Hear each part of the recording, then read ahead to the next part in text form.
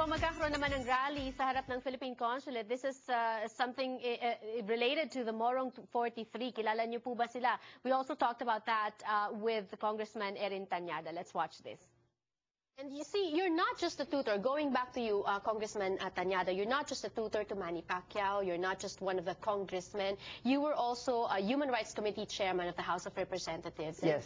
And ngayon, nasa news na naman ito because of the Morong 43. Yes. Can you tell us about that? Marami sa atin, like myself, we're a little bit disconnected kasi malayo na kami sa Pilipinas. What is the story of this? Well, sometime in, if I'm not mistaken, sometime February or March of this year, there was a group of health workers, 43 health workers, that were going through seminar in Antipolo.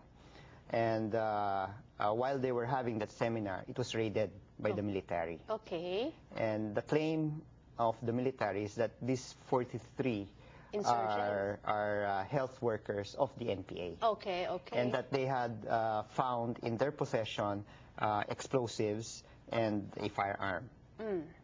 Now, of course, it had been denied that they were members of the New People's Army.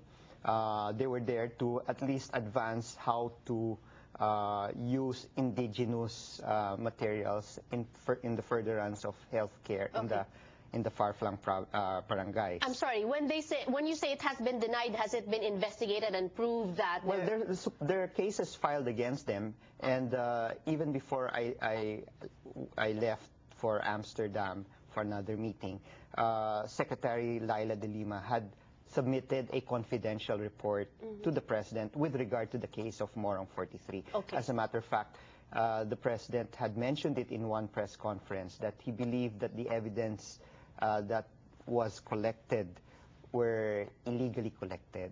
In other words, pwedeng planted. Okay. So there is that perception now. So there's now a clamor coming from the different human rights organizations for this Morong 43 to be released. And I believe that you have asked Pinoy himself to release these. Yes, because this is also in line with what happened a few days earlier, where the President signed the amnesty proclamation with regard to the Magdalo soldiers. So if it can happen to the Magdalo, where he proclaimed amnesty, here where he understands the case where the evidence was illegally retrieved, then why not release, even to the custody of a person that the court would recognize. Okay. Ngayon, Congressman, nandun na tayo. May clamor to release these people. Anong timeline for this? Do we wait a few months? And then that's the first question. Number two, what can we do? As, kababayans here in the U.S., meron ba kaming pwedeng gawin to help? Well, at the same time, continue communicating with the embassy here, writing them, communicating with your congressmen in the Philippines, to help get that pressure going. Okay. I think sooner. I am hopeful that before the year ends, we would see at least a few of them already released. Ang tinatarget nga muna namin dito yung dalawang ina who were in custody, and they gave birth while in custody, while in captivity. We are hoping that for humanitarian reasons that the President would already release them, at least to the recognizance of a person that the court would. Right. Okay. Well, you know what? We're very thankful that you're doing these things para sa ating mga kababayan.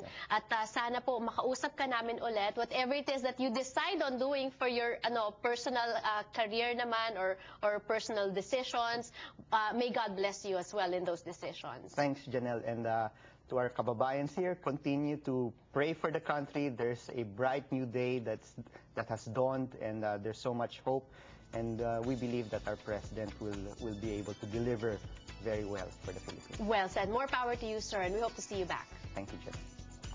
Ang Kababayan LA ay hatid sa inyo ng McDonald's. Anong mga bagong McCafe Espresso drinks? McDonald's na ba ang inyong bagong coffee house? Ang mga bagong McCafe Espresso drinks ay mabilis,